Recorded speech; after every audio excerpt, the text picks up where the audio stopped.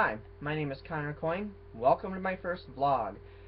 Today I'm going to be doing a sort of analysis slash review of the second installment of Peter Jackson's Hobbit trilogy based on this book, The Hobbit, by J.R.R. Tolkien. I'm a longtime fan, but before I get into that, I just want to say a couple things. This is my first vlog. I used to have a blog actually way back in 2004, and I spent a lot of time on it and lovingly nurtured it, but then I got married and went to grad school and had a kid, and it's been a lot more difficult for me to write that sort of work, especially in the way with some detail and care that I like to. So I'm hoping I'm able to do updates more frequently this way, and it's going to be incredibly lo-fi. I'm just actually boosting this one straight to YouTube, but if you like it, do subscribe and give me some feedback. Tell me what you'd like to hear about, and I'll keep doing it if I can. There really isn't any specific agenda. I'm a writer of fiction, so I'll be talking a lot about literature and writing, but also more generally about arts and sometimes Flint, Michigan, sometimes politics, you name it. There really is no set agenda. So this is the first time out of the gates. We'll see how it goes. So first, when I start talking about the movie, I'm thinking about this as being a bit of an analysis and a review. And in fact, The Desolation of Smaug has been out for several weeks now, and most people have probably already seen it who were going to in the theaters. So there are going to be plenty of spoilers. I'm not going to shy away from saying anything. So you probably don't want to watch this if you don't know how the book slash movie goes, and if you want to experience yourself firsthand.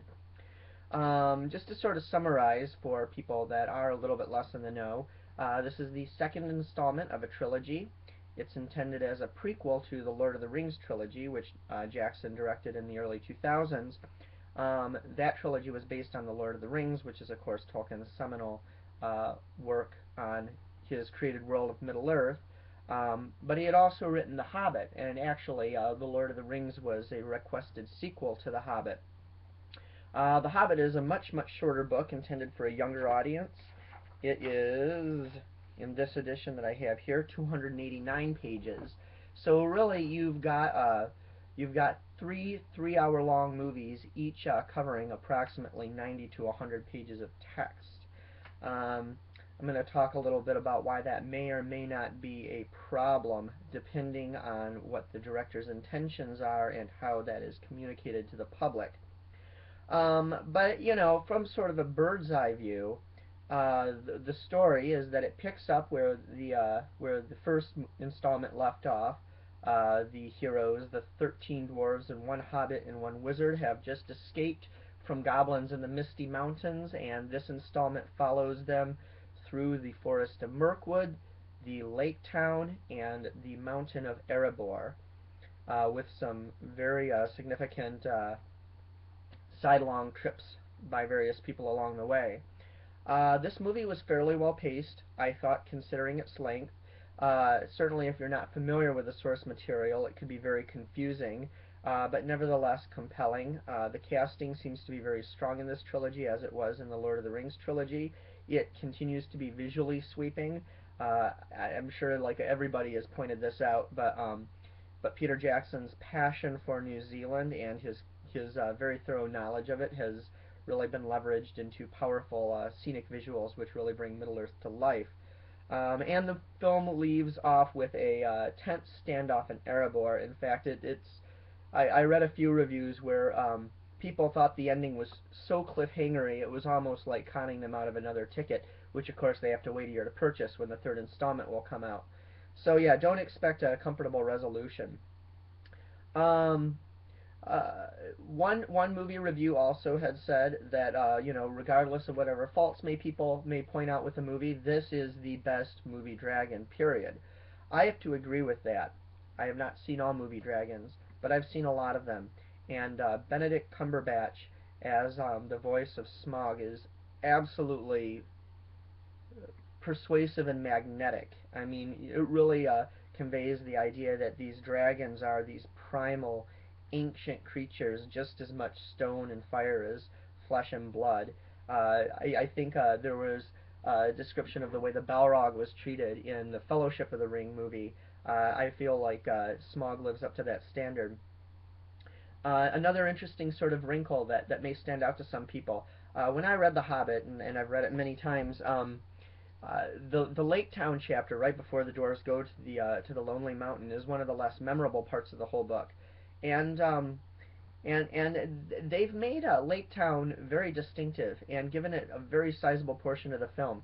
I'm not I'm on the fence as to whether they give it too much space or not, but really it seems more like an 18th century sprawling metropolis in some ways. Filthy, gross.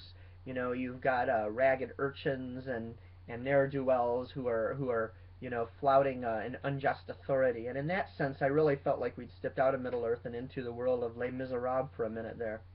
Um, so those are sort of some of my big picture views. You can call that the review portion of this, but really what I'm more interested in is talking about this sort of tension, this debate which has been going on for several years and which will presumably continue about what is adaptation, what is fidelity or faithfulness to source material, and it's interesting because of course there's been extensive academic work done on that very question, the large majority of which I haven't had a chance to really read or approach. But there's also, I think, a diversity of views in the public at large. So if we would say that there were a few extremes in that question, what is a faithful adaptation? What is the responsibility of an adapter as somebody who is making a film based on a book, or so forth? They're really the two extremes that I'm aware of would be one, the families of the various estates of artists, and this is not limited to Tolkien. We could say the same for the Brecht estate or the Beckett estate, or many others. Were really the fundamental obligation of an adapter is to be as true to the literal fact of the original source material as possible. That deviation is deficiency by definition. The opposite extreme,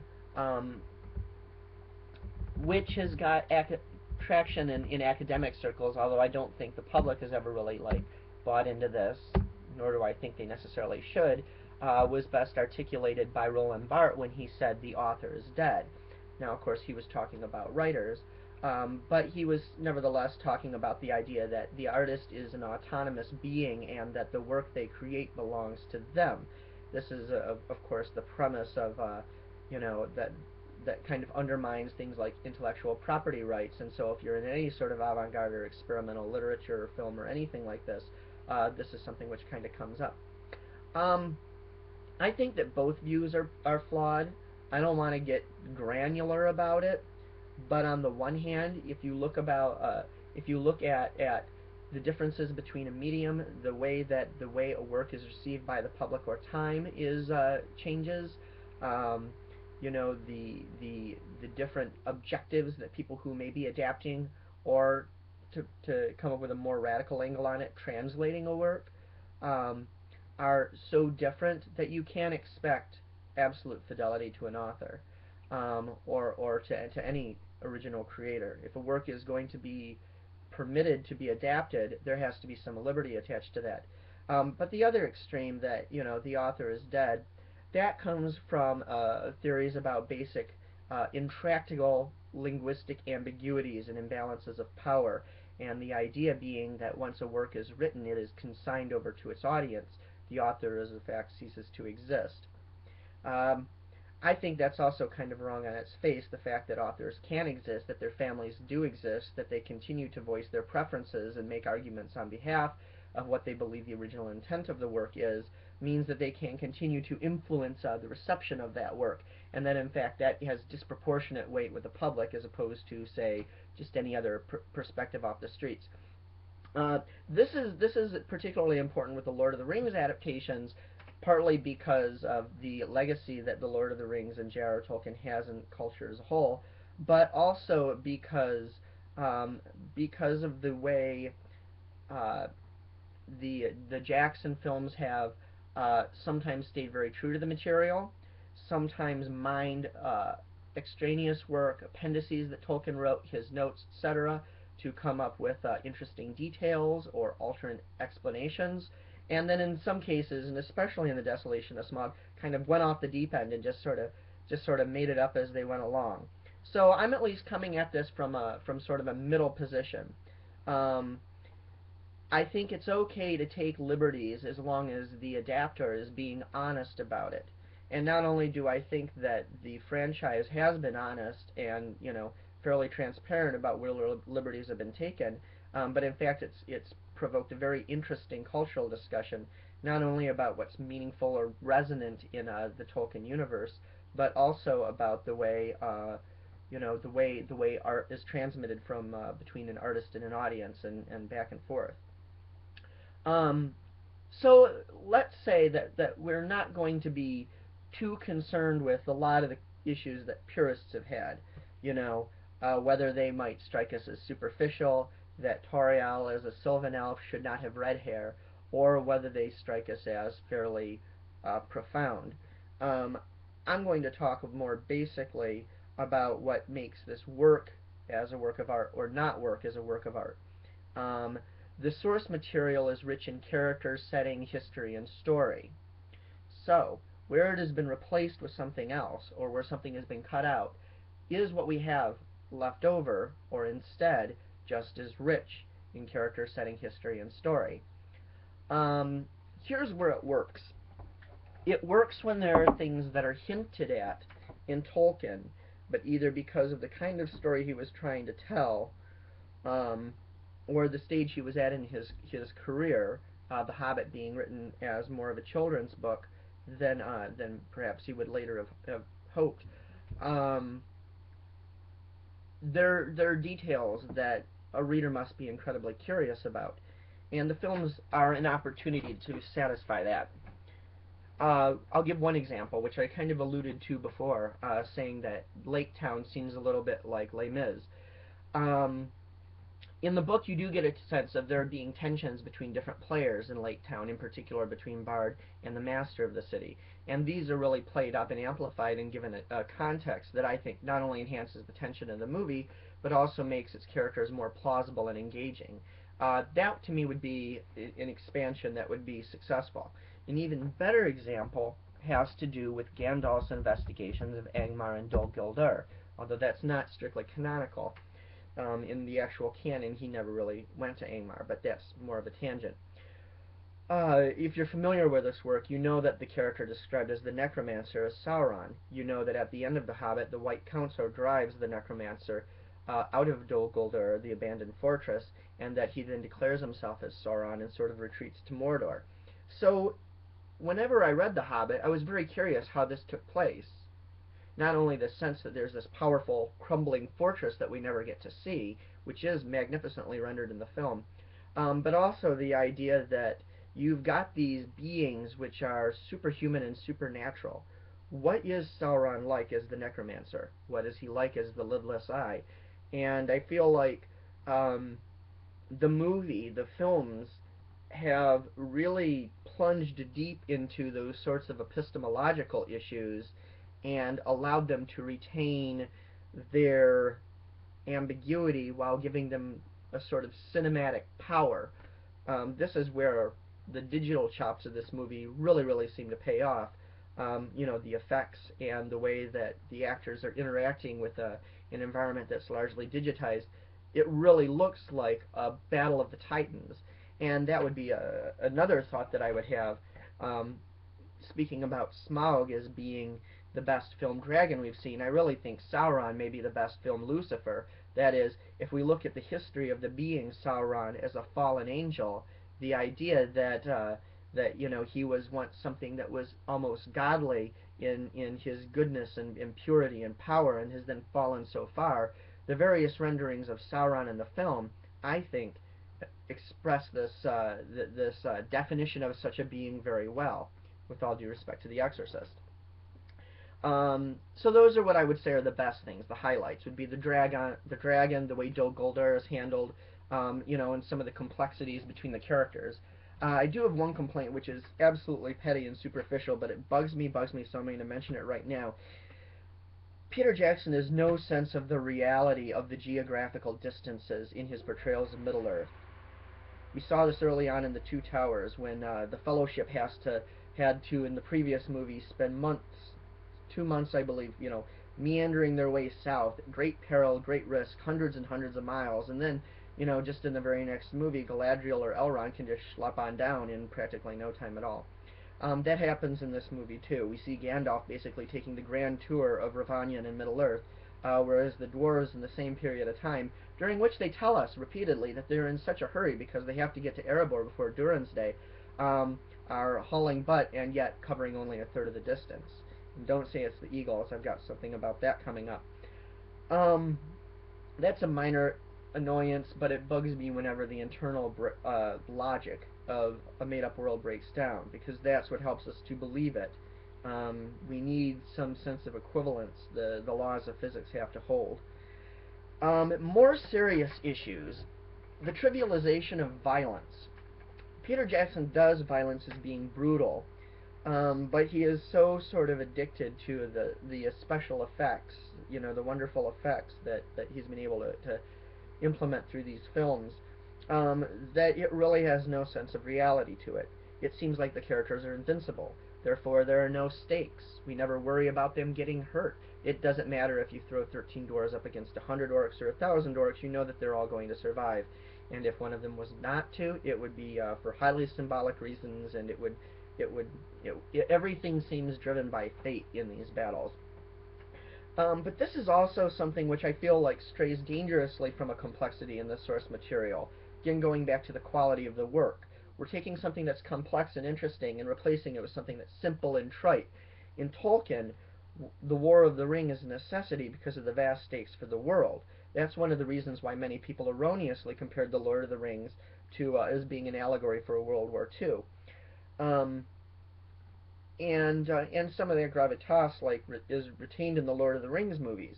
But whenever you get these battle sequences, whenever you've got Legolas skateboarding through and orcs and goblins are being decapitated left and right, and just ridiculously implausible but beautifully choreographed sequences of battle, there's no sense of there being any consequence. Lives, it does not feel, are being lost. And it makes it seem like a game. So I would prefer the sense of the moral catastrophe that is war, pitched against its occasional necessity that we see in the writing of Tolkien, as opposed to war as sort of a slapstick duel in the films. That is a big deficiency. The other big deficiency is related, and again I think it has to do with as this franchise has proceeded, it's become sort of more stereotypical Hollywood in a way that's not good, and that has to do with something which is fundamental to all of Tolkien's works, including the Silmarillion and Unfinished Tales, which is this idea that lust for power begets arrogance and corruption, and arrogance and corruption become a very tangible weakness. On the other hand, virtue and humility lead one to act in others' best interests, which means that physical vulnerability can be a foil. It can deceive. You can underestimate somebody who seems weak or discounted because they lack the power to hurt you. But the fact that they are not acting predictably in their own self-interest conveys a power of its own. There was a great example of this in The Hobbit. We think of it typically in terms of the Lord of the Rings, where Frodo, the small hobbit, basically carries this powerful weapon across the world simply to destroy it. But in The Hobbit, when Bilbo goes into the cave, he uses the ring to vanish at the end, and this is when he's in the Lonely Mountain confronting Smaug, and he uses that cleverness to sort of even the tables. He and Smaug are able to engage each other as equals. They have a wonderful dialogue. Smaug is always trying to trick Bilbo into revealing his location. He even invites Bilbo to take some of the treasure. That was a very skilled piece of writing, and something I always admired, because you see two adversaries who are not fully sure of each other's power trying to get the upper hand over each other. And ultimately, it's um, it's it's it's it's Bilbo's survival is contingent on his awareness of his own weakness. On the other hand, Smaug's display of his glory reveals his vulnerability, which will come into play later on. Uh, you lose this in the movie. You lose it utterly and needlessly because Bilbo doesn't use the ring the way he would have, frankly, if he had been intelligent about this whole thing. He wouldn't have revealed himself to Smaug. So instead, you have Bilbo running away from Smaug for about what feels like 10 or 15 minutes of the movie, and Smaug is just playing with him, cat and mouse style, kind of like a Bond villain plays with, with the spy. Um, it makes Smaug seem more trifling than he is, and it makes Bilbo seem more foolhardy than he is. And again, that's an example of going from an interesting, complex piece of writing to something which is, you know, predictable and simple and frankly rather boring. So, I give this film mixed reviews. I think, as somebody who's a fan of the book, it's actually really, really worth seeing just to see the things that are well rendered so amazingly. And unlike An Unexpected Journey, this one has some real rhetorical kick. Like, I mean, excuse me, dramatic kick. It really is very exciting. Um, so I recommend seeing it. I can't say that it's amazing, but I did enjoy it very much. Now I just had a couple postscripts which are kind of related. Two criticisms of the movie, which I think are a little bit off base, and these are small, relatively picky things. One, a lot of people were complaining that the ringwraiths couldn't have been buried. This is complaining online. People were complaining that the ringwraiths couldn't have been buried after the fall of Sauron and the end of the Second Age because they didn't have bodies. But of course, they did have armor and weapons which were cursed, and those could have been buried. Certainly, if they could not have been destroyed, the people of Arnor living in the North New Rudar could have buried these and put them out of safe and sealed it up so that no other fell forces could come and take use of these weapons and armor. So that was a part of the book that I did not think, or that was a part of the movie where I did not think the criticism was valid. The other is the perennial concern that Gandalf doesn't use the eagles more. I just think that's such a stupid criticism. Why do we think that he has got the power or ability to call on the eagles whenever he wants to? Certainly there is sort of a Hugo-esque like type serendipity to when they appear, but we don't get to see Círdan from the sea or Galadriel or Elrond or any of the other allies appear miraculously when they're needed. So why on earth would we expect the eagles to be able to do the same? I think we're coming at this from a very modern perspective. If we want to go to Las Vegas, we probably hop on a train, on an airplane. But we know if we go to the airport, we're going to find an airplane. Gandalf doesn't know where the eagles are. So that's I think one of the stupidest of stupid criticisms I hear, both of the movies and of the books. Anyway, I'm sorry this has been so long and rambly. I'll probably keep it a little bit more to the point. But like I said, this is my first out. Thanks for watching if you made it this far, and maybe I'll do this again. Thanks.